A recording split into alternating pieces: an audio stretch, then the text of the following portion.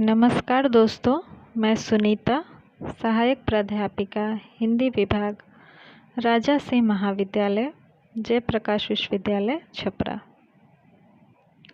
आज हम स्नातक प्रथम वर्ष में हिंदी रचना में संकलित कहानी मुगलों ने सल्तनत बख्श दी, इसके रचनाकार भगवती चरण वर्मा जी के जीवन का परिचय प्राप्त करेंगे। क्योंकि रचना को पढ़ने से पहले लेखक का जीवन परिचय जानना बहुत ही आवश्यक है। भगवती चरण वर्मा जी का जन्म 30 अगस्त सन 1903 ईस्वी में हुआ। उत्तर प्रदेश के उन्नाव जिले के शफीपुर नामक गांव में। प्रारंभिक शिक्षा प्राप्त करने के पश्चात ये इलाहाबाद विश्वविद्यालय गए। वहाँ से इन्होंने उच्च शिक्षा प्राप्त की, BA LLB की उपाधि प्राप्त की। भगवती चरण वर्मा जी की ख्याति एक कवि के रूप में और एक उपन्यासकार के रूप में अधिक है। इनकी ख्याति का सबसे बड़ा स्रोत इनका उपन्यास चित्रलेखा है, जिस पर कि 2 बार हिंदी फिल्में भी बन चुकी हैं। चित्रलेखा के अतिरिक्त टेढ़े मेढ़े रास्ते, पतन, 3 वर्ष, अपने खिलौने, भूले बिसरे चित्र, सबही नचावत राम गोसाई, ये भी कुछ प्रमुख रचनाएं हैं। ये सभी उपन्यास हैं। कहानियों में 2 बांकें, इंस्टॉलमेंट, वसीयत, पराजय और मृत्यु, मुगलों ने सल्तनत बख्श दी, ये प्रमुख कहानियां हैं। कहानी संग्रह का नाम है मोर्चा बंदी।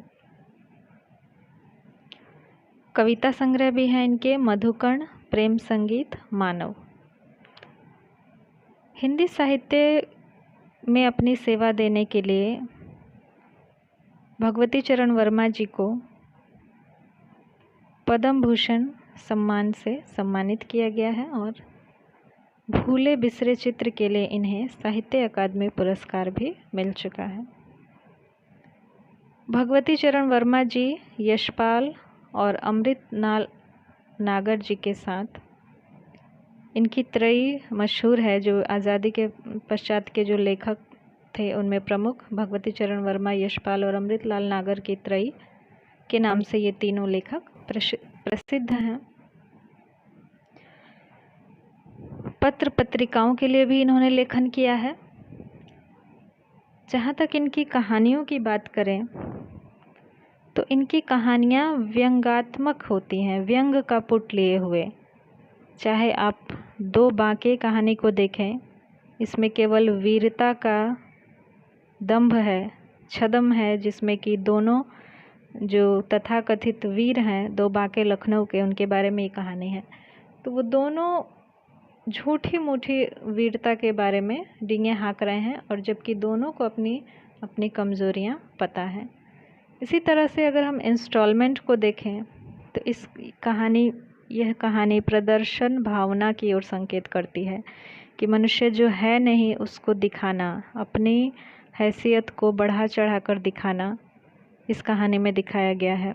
चाहे वो इंस्टॉलमेंट पर ही क्यों ना कार लेनी पड़े, किस्तों पर, लेकिन अपनी आमदनी से अधिक खर्च करके कार खरीदी जाती है ताकि अपने जानने वालों को दिखाया जा सके कि हमारे पास भी कार है।